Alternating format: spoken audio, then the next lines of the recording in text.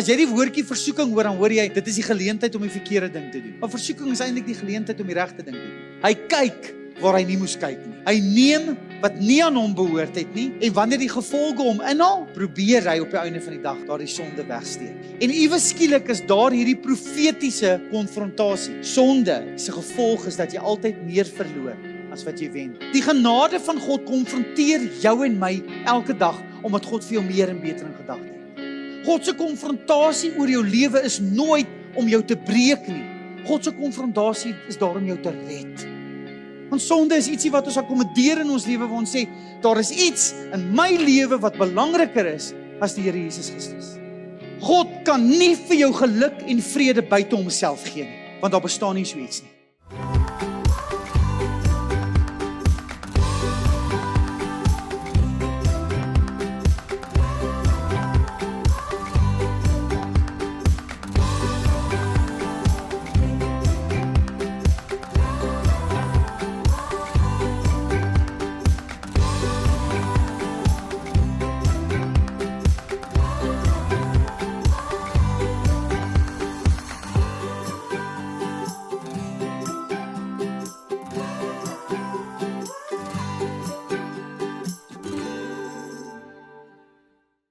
Wie kan dit sê, behalwe die God bo alle gode? Dat die hele univers saamgehang word deur sy wil alleen. En as dit nie vir u wil was nie, Here, waar sou ons wees? As dit nie vir u genade was nie, Here, waar sal ons wees? Daar's 'n ou lied, Here, wat sê, where could I go but to the Lord? Waartoe anders sal ons kan vlug, Here, as na u toe, ons veilige bergvesting, Here? En is vanoggend ons begeerte om te sê, kom skep in ons 'n rein hart, Here. En hernie ons gees vanoggend. Maak ons nuut voor u aangesig, Here. Here, ons lê ons hele self, ons hele lewens voor u neer. Ons is sagte klein in u hande, Here. Kom doen met ons lewens wat u goed vind, Here. Maar mag ons lewens as welriekende brandoffers voor u oprys, Here. Want u is al een wat waardig is om te ontvang die lof en die eer. Here, ons bid ook nou vir Pastor Jacques, Here, waar hy vir ons die woord gaan bring. Here, seën hom. Here, maak hom so vol van u, Here, van u teenwoordigheid en van u heerlikheid, Here, dat hy sal straal soos wat Moses het, Here, toe hy van die berg afgekom het, Here. Here, maar hy sal spreek woorde van God, woorde van lewe, woorde van wysheid, regheid uit u woord uit, Here. En mag ons vanoggend gevoed word daardeur, Here. En mag ons aan die woord wat hy vanoggend spreek mediteer, Here. Mag dit deur ons gedagtes maal, mag dit ons lewens verander, en mag ons as veranderde mense vandag hier uitstap, Here. Dankie dat u vir ons lief is. Dankie dat u u seun gestuur het. Jesus, dankie dat u aan die kruis gesterf het vir ons. Maar dankie dat u 3 dae later, triomferend, as die oorwinnaar opgestaan het, die oorwinnaar oor hel en die dood, en nou heers u as koning van konings en Here van Here. En ons sien uit vir wanneer u weer terugkom. En die gemeente sê saam met my, Amen. So vanoggend gaan ons 'n bietjie gesels rondom die tema, want Februarie praat ons daarvan grootendeels om vry te kom van gebondenheid in jou lewe. En vanoggend staan ek 'n bietjie stil by 'n belangrike tema. Hierdie tema is nie ouderdomsgebonden nie, dis nie net vir tieners nie. Hoor julle? En as ek praat oor breek met geheime sonde, is dit nie net vir die jong mense nie. Dis vir ons as ouer mense ook. En daarom is daar nie 'n ouderdomsgroep gebonde aan dit nie. En vandag wil ek praat oor breek met geheime sonde. Breek met dit wat jou terughou. Breek met dit wat God wil hê jy moet breek. Paulus praat so hard en duidelik met ons in die woord. Hy breek met die ou manier van leef en hy sê maak dood daardie ou dinge. En daarom is dit so belangrik om vandag stil te staan en te hoor wat is God se hart rondom dit. Ek kan nie anders as ek vanoggend met jou praat oor breek met geheime sonde, anders met jou praat as met die storie oor Dawid nie. Besonderse koning, en die Bybel verwys na hom as 'n man na God se hart. Maar ons lees 2 Samuel 11 vers 12 en ons kom by 'n gedeelte af wat Dawid homself bevind by 'n plek of op 'n plek waar hy nooit bedoel was om te wees nie. Soos julle weet, leer 2 Samuel 11 ons, soos wat konings die gewoonte gehad het, om oorlog te gaan voer, het Dawid by die huis gebly. En ek dink baie keer wanneer ons dit hoor, dan besef ons vind onsself ook baie keer by plekke, wat ons nie bedoel was om te wees nie. Want versoeking het maar daardie manier om te sê, versoeking word 'n realiteit in ons lewe, wanneer ons dinge doen wat ons nie moet doen nie, wanneer ons by plekke is waar ons nie moet wees nie, en wanneer ons tussen mense is, waarmee ons nie meer gemeenskap moet hê nie. Ons weet die realiteit daarvan is, die woord waarsku ons, slegte geselskap bederf goeie sedes. En daarom is dit so belangrik om te besef, dat Jesus wil hê ons moet in vryheid leef. En daarom leer ons uit die storie van Dawid, hoe om in vryheid te leef. Ons sien Dawid se lewe, hoe hy sonde pleeg, hoe sonde sy lewe verwoes, en op die einde van die dag sien ons hoe God herstel bring. Halleluja! En God bring herstel. En wanneer ons na hierdie geleenthede kyk, en wanneer ons na die woordjies soos versoeking hoor, is ons ingesteldheid baie keer negatief daaroor. As jy die woordjie versoeking hoor, dan hoor jy, dit is die geleentheid om die verkeerde ding te doen. Maar versoeking is eintlik die geleentheid om die regte ding te doen. En daarom is dit belangrik, dat ons moet besef, wanneer ons praat oor breek met geheime sondes, dat ons op die einde van die dag wil sê, dat God wil hê ons moet vry wees. En dis God se begeerte. Ons kyk na Dawid se storie, hy bly by die huis, konings moes gaan oorlog hou het, en hy bly by die huis, en nou verstaan ek elke keer as my ouma, of my ouers vir my gesê het, hey, ledigheid is die duiwel se oorkusse. Julle onthou dit, dis so waar. En Dawid vind homself hier op 'n plek waar hy ledig is. Hy loop op die dak, hy sien iemand, 'n vrou wat besig om te bad, wat skoonheid, sien hy nooi haar in, sy word swanger, hy gaan verder probeer hierdie swangerskap begrawe, hy laat haar man in die voorste linies beklei, sodat hy sou sterf, en nadat haar man gesterf het, neem hy haar in as sy vrou. Eintlik 'n angswekkende storie, 'n verhaal as jy ons daarna kyk. Besef jy, hoe is dit dat Dawid 'n man genoem word na God se hart, en wanneer jy na sy lewe kyk, sien jy hierdie raak, want Dawid leer ons ietsie. En ek wil hê ek en jy moet vandag stil staan by hierdie belangrike beginsels in Dawid se lewe. Sien jy, Dawid bly tuis, hy is 'n koning wat oorlog moes gaan voer. Hy's nie op die plek waar hy moet wees nie. Hy kyk waar hy nie moes kyk nie. Hy neem wat nie aan hom behoort het nie, en wanneer die gevolge hom inhaal, probeer hy op die einde van die dag daardie sonde wegsteek. En dit is wat geheime sonde doen. Geheime sonde, of eintlik selfs sonde, is iets wat altyd sag begin. Nooit 'n groot effek nie, altyd sag. En hy fluister hierdie volgende stem. Hy sê, niemand sal weet nie. Wie julle het al daai stem gehoor? Halleluja. Okay. Niemand sal weet nie, maar hierdie is die ander leuen wat kom. Jy sal dit kan beheer. En dit is die gevaar van sonde in ons lewe. Sonde en geheime sonde groei altyd. Dit vra altyd meer. Ons sien dit in Dawid se lewe. Hy het dit probeer wegsteek, die gevolge daarvan, en sy poging om dit te probeer wegsteek, het gelei na verder verval in sy lewe. Jy sien, sonde neem jou altyd verder as wat jy oorspronklik gedink het dit gaan doen. Sonde se gevolg is dat jy altyd meer verloor as wat jy wen. En daar is altyd net een wenner, en dis nie jy nie.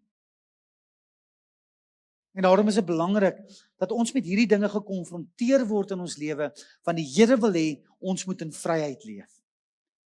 In hierdie verhaal van Dawid kom hy skynbaar weg met die sonde. Niemand weet daarvan nie. Maar die Here stuur 'n profeet Nathan na hom toe, en iewes skielik is daar hierdie profetiese konfrontasie.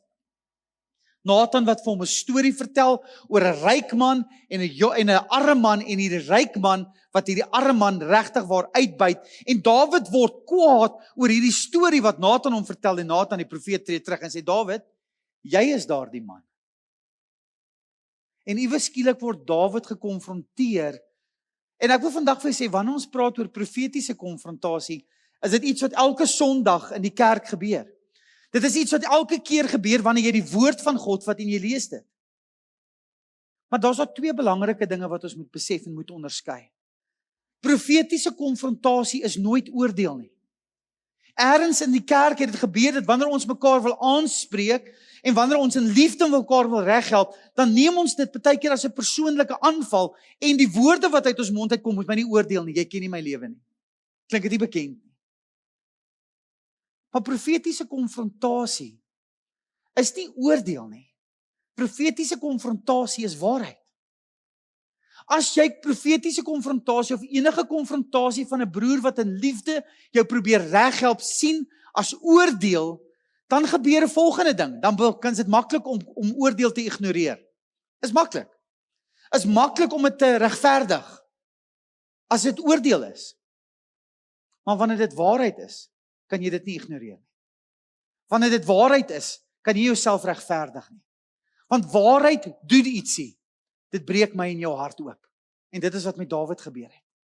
Dawid is op daardie plek waar hy sy sonde wegsteek en die Here konfronteer hom, maar in waarheid, en Dawid se hart word oopgebreek. En hierdie is die belangrikste beginsel wat jy vandag moet leer en jy moet verstaan oor God se konfrontasie.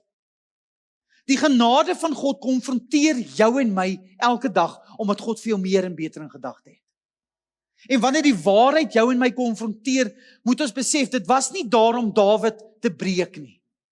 God se konfrontasie oor jou lewe is nooit om jou te breek nie.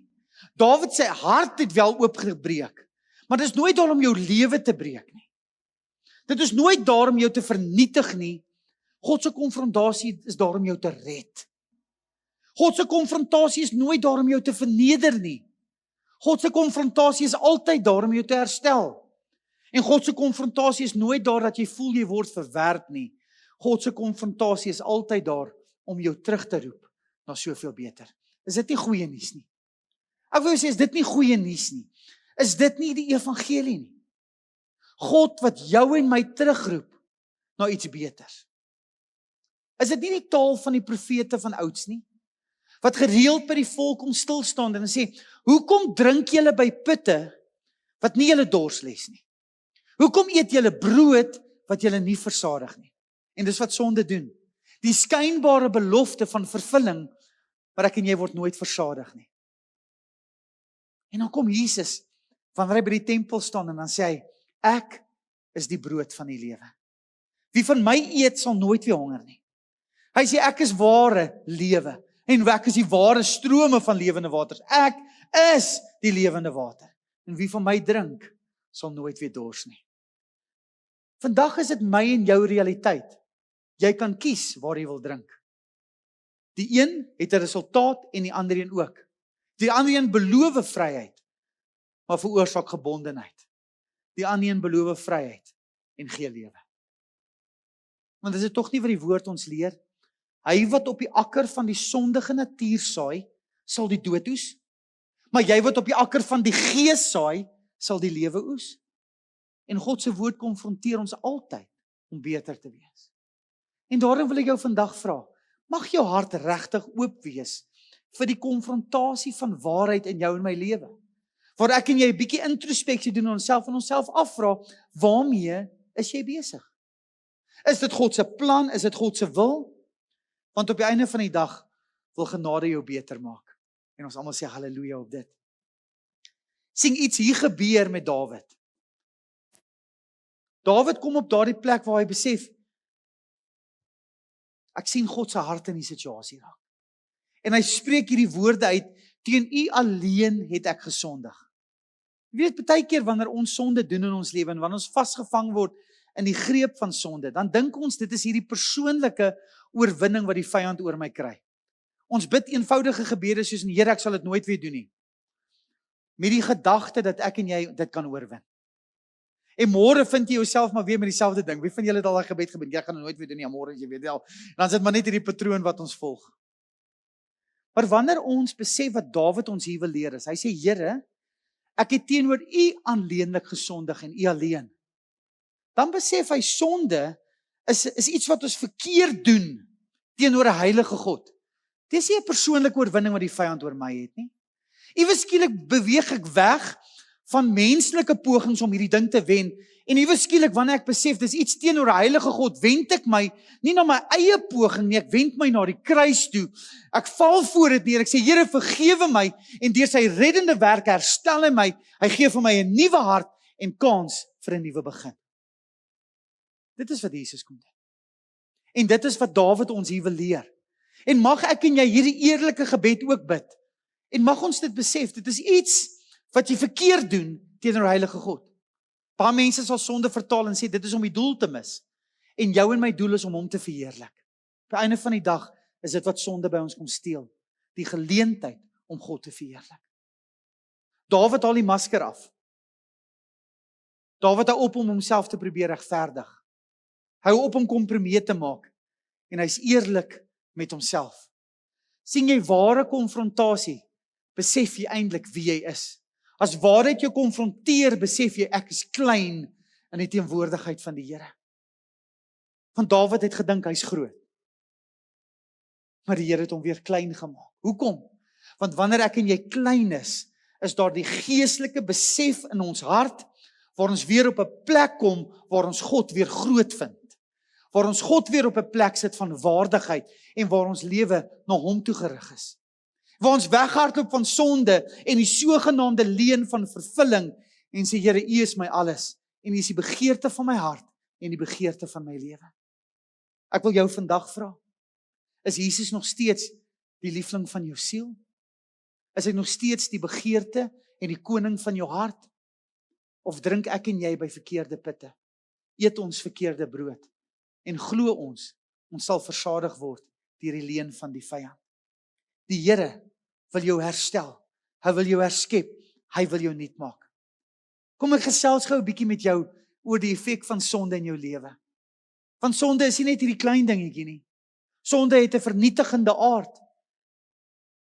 Sonde is iets wat ek en jou akkommodeer wat lei tot skaamte.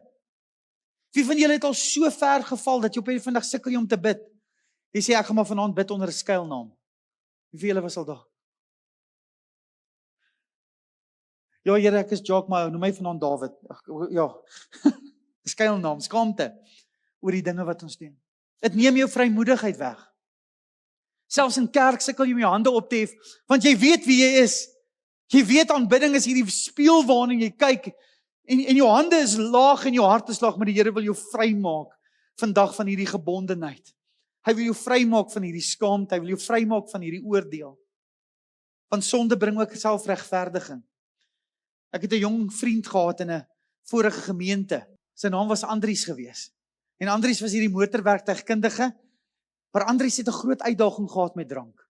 Verskriklike groot uitdaging. Andries het hierdie vir my gesê eendag. Hy sê, pastoor, jy weet, ek sê ja, wat sê Andries? Hy sê, ek het nooit geweet drank is 'n probleem totdat ek dit gelos het nie. En dis die realiteit. Dis die realiteit wat sonde doen, daardie selfregverdiging, ons is goed om verskonings te maak. Maar die Here het soveel meer vir jou in gedagte. Sekere dinge waarmee ons besig is, wat ons gebonde hou. Die kompromie wat ons maak, die leuns wat ons glo. Ek is in beheer.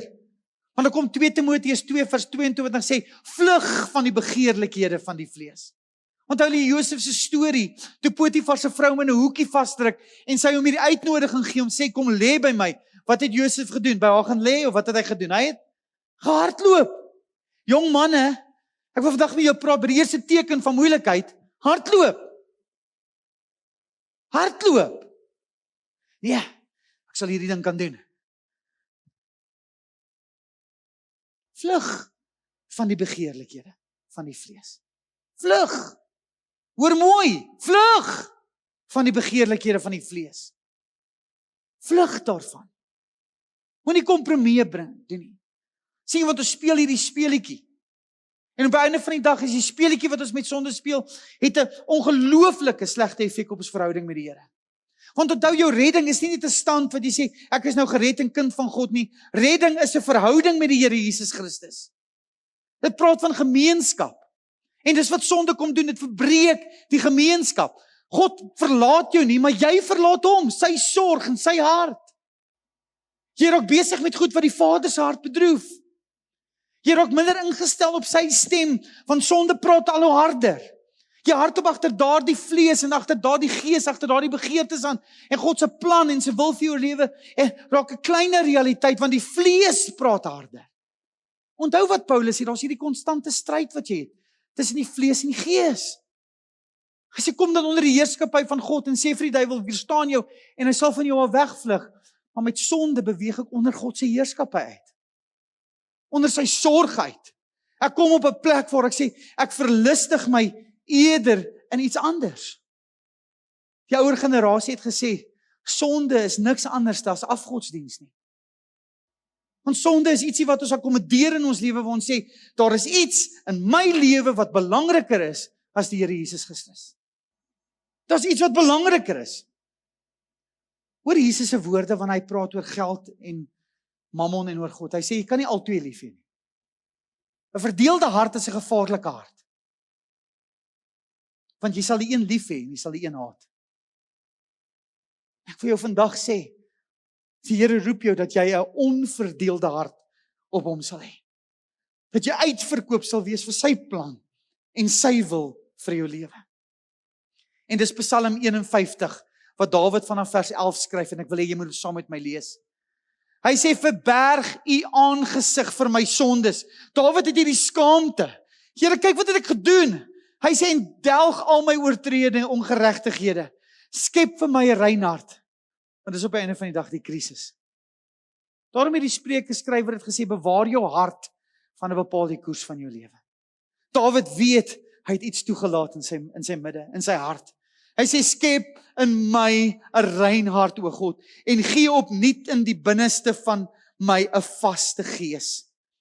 Hy sê, verwerp my nie van u aangesig nie, en neem u Heilige Gees nie van my af weg nie. Vir Dawid was dit so 'n realiteit, want hy besef, die gevolge van sonde is dat dit die gemeenskap wat ons met God het, totaal en al vernietig. Daardie fellowship wat jy met die Here het, vernietig dit. En hy sê, gee my weer die vreugde van u heil, en ondersteun my deur 'n gewillige gees. Hy sê, herskep in my hart daardie vreugde wat kom as ek weet ek is sondevry. En hier is die kruks, boetie en sussie, hier is die kruks. Die Here wil vandag vir jou 'n nuwe hart gee. Want hoor mooi, ware bekering is nie net 'n omdraai nie. 'n Ware bekering is dat ek en jy op 'n plek kom waar ons sê, ek het 'n nuwe verlange na God. Ek begeer hom meer. Soos wat 'n hert smag, so smag ek na hom. Dit is om die gerigtheid en die fokus van jou lewe na hom toe te draai. Sê eers was ek lief vir hierdie dinge, maar Here, hierdie dinge, nee, ek is liewer vir U, Here. En daarom het die ou rabbies altyd gesê, die hoogste vorm van aanbidding wat jy ooit in jou lewe kan hê, is om nee te sê vir sonde. Want as jy nee sê vir sonde, sê jy ja vir Here en sy heerskappy in jou lewe. Hy word en is werklik waar dan die koning van jou hart en koning van jou lewe. Ware aanbidding is nie net die liedjies wat ons sing nie. Dis nie net ons ingesteldheid nie, maar dis jou lewensgerigtheid. Waarop is jou hart gerig? C.S. Lewis het 'n boek geskryf, Mere Christianity. En hy skryf ietsie wat my hart vreeslik waar gekonfronteer het. Hy sê, God doesn't want to make you happy, he wants to kill you. En ek lees dit en ek sê, wat beteken dit? Hy sê, ek en jy moet by daardie plek kom waar ons moet besef, dis nie ek wat weer leef nie, maar Christus wat in my leef. Sien jy, want God se doel met jou is nie jou geluk nie. God se doel met jou is jou heiligheid. Die Here wil nie jy moet 'n gelukkige huwelik hê nie. Hy wil jy moet 'n heilige huwelik hê. Groot verskil. Want sonde se aard en se fokus is dat ons geluk buite God wil vind. En dit kan nie gevind word nie. Daarom het die grootste teoloog die volgende gesê, God kan nie vir jou geluk en vrede buite homself gee nie. Want daar bestaan nie so iets nie. Daar bestaan nie iets soos ware vrede en ware geluk buite 'n verhouding met God nie. En as ek vandag vir jou sê, God stel meer belang in jou heiligheid, is dit die waarheid, as in jou geluk. Want in 'n verhouding met hom, word ware vreugde werklik gevind. En wanneer ek by daardie plek is, en wanneer ek vasgevang word in patrone van sonde, sê ek eintlik vir myself, heiligheid en geluk is teenoorgesteldes, hulle pas nie by mekaar nie. Wat onwaar is. Heiligheid is die bron van geluk. En as jy daardie beginsels besef, dan bewapen die Here jou vandag met 'n groter werklikheid. Want dan raak jy soos Dawid wat sê, herstel in my hart die vreugde wat kom as ek weet ek is sondevry. Baie mense vra my, hoekom loop ek die hele dag rond en sing? Hoekom is ek altyd lyk ek of ek altyd gelukkig is? Ek vir jou een rede. Ek is vergewe. Ek is vergewe. Ek is vergewe. En ek vind my vreugde in die werk van Christus Jesus aan daardie kosbare kruis. Ek vind my vreugde in 'n lewende verhouding met die Heilige Gees. En wanneer versoeking kom en die geleentheid is daar om die verkeerde ding te doen, sê ek, maar ek het 'n ander gerigtheid. My hart is op hom gefokus en dan sê ek 'n versoeking is die geleentheid om die regte ding te doen. En dan sê ek nee vir die verkeerde. En daardie gerigtheid is 'n lewe van aanbidding. Dit is waar ek en jy dan kom en sê, Here, U is my alles. U is my begin en my einde. Wanneer jy na Dawid se storie kyk, sien jy die hele evangelie gebeur. Jy sien die hele evangelie plaasvind. Dawid se verhaal vertel vir jou en my hierdie reël. God verwerp nooit 'n gebroke hart nie. Hoor mooi. God verwerp nooit 'n hart van berou nie. Want toe Dawid uitgevang was, hy gekonfronteer was met waarheid, die waarheid sy hart oopbreek, hy 'n eerlike gebed bid, die Here skep in my 'n rein hart. Toe Dawid dit doen, het God hom nie verwerp nie. Inteendeel, God kom herstel 'n gebroke hart. Inteendeel kom God en hy vervorm jou hart van 'n ou hart na 'n nuwe hart. Is dit nie wat die profeet Jesaja gesê het nie? Kyk, ek gee vir jou 'n nuwe hart en 'n nuwe gees, sê die Here. Ek haal uit jou uit daardie hart van klip en ek gee vir jou 'n nuwe hart. Ek gee vir jou 'n nuwe hart en 'n nuwe gees, leer die woord van die Here ons. Hy kom en hy kom vul dit met ware vreugde. En baie mense kyk daarna dat wanneer ons deur waarheid gekonfronteer word, dat jy voel jou hele lewe is blootgelê. Here, hier is my alles, maar luister hierso. Konfrontasie met die waarheid is meer as net dat jou sonde blootgelê is. God het dit nie net blootgelê nie. Hy het jou sonde geneem en dit op sy seun geplaas, dat hy dit moes dra. Nie net het Jesus jou las en jou sondeskuld gedra nie. Hy het gesterf aan 'n kruis. Hy het dit daarmee gaan afreken. Hy het die sondelas skuld gaan betaal. Nie net het hy dit gedoen nie, hy het oor jou lewe uitgeroep, jy is vergewe. Nie net het hy dit gedoen nie, maar deur sy gees het hy jou kom herskep, en dis wat wedergebore is, die dag toe ons hom uitgeroep het, en sê, Here, word koning van my hart. Ek glo met my mond, dat U die Christus is, en ek bely met my hele hart, bely met my mond dat U die Christus is, en ek glo met my hart dat U uit die dood uit opgestaan het. Dit is my belydenis vandag. So hy dra dit. Hy vergewe. Hy kom nie net en lê dit bloot nie, maar hy kom maak jou en my nuut. As losprys, kom maak hy jou vry. En my uitnodiging vandag vir jou kind van God, is hierdie uitnodiging dat God jou wil nuut maak. Ek weet nie, wat 'n uitdagings jou op hierdie oomblik konfronteer. Maar daar is altyd net twee opsies. Gaan ons vandag sy stem hoor en daarop reageer? Gaan ons breek met daardie ou manier van leef? En gaan jy in vryheid begin wandel waartoe jy geroep is? Want hy wat die Seun ken, sal waarlik vry wees. Amen. Amen. Hy wat die Seun ken. Jesus, as dit dan U belofte is, U wat sê, as ek U ken, sal ek vry wees. Kom maak my vry, Here. Vry van hierdie gebondenheid. Gaan van gewoontelike sonde in my lewe. Ek wil 'n hart hê wat uitverkoop is aan die Here. Kom maak my nuut. Herskep in my 'n nuwe hart. En herstel in my hart daardie vreugde wat kom as ek weet ek is sondevry. Dit is wat die Here vandag vir jou en my wil kom doen. En ons almal sê amen. So boetie en sussie, jy wat vandag hier sit. As jy in geheime sonde of in die greep van sonde vassit, roep die Heilige Gees uit vandag en sê, kom terug. As jy soos die verlore seun in die modder is, die peule eet, en tot 'n besef kom, dat sonde en die wêreld het meer beloof as wat dit gegee het, en jy's gebroke, kom terug. Want hierdie Vader staan op die stoepie, die lig brand elke dag, en hy kyk uit. En die verhaal van die verlore seun is toe hy sy seun versing aankom, het hy na hom toe gehard om hom tegemoet gegaan. Hy het hom nie verwerp nie. Nie verwerp nie. Hy het hom herstel in eer en in aansien. Hy het vir hom 'n nuwe hart gegee. Dit is die evangelie. Dit is die boodskap van Jesus Christus. Dat God ons nuut maak. Dat wanneer ek en jy ons sonde erken, wanneer ons dit bely, is hy getrou en regverdig om ons te vergewe en te reinig van alles ongeregtigheid.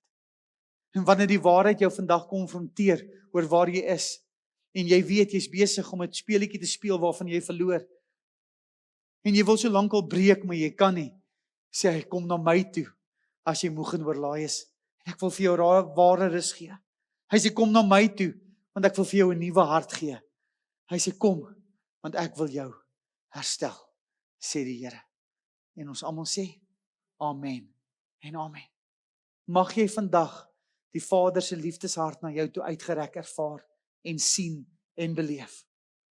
Mag hierdie konfrontasie nie vir jou iets wees van oordeel nie, maar iets wees van verbetering, van beterskap, van 'n nuwe begin, 'n oorbegin, van 'n nuwe hart, van 'n nuwe gerigtheid. Mag jy ervaar dat jou Vader vir jou sê, kom, dat ek vir jou 'n nuwe kleed aantrek, dat ek weer 'n ring aan jou vinger kom vassit, want ek het vir jou 'n feesmaal voorberei. Al wat ek vra is, as ek vandag klop aan daardie hart van jou se deur, en ek klop, maak oop, sodat ek kan inkom, want ek wil saam met jou 'n feesmaal hou.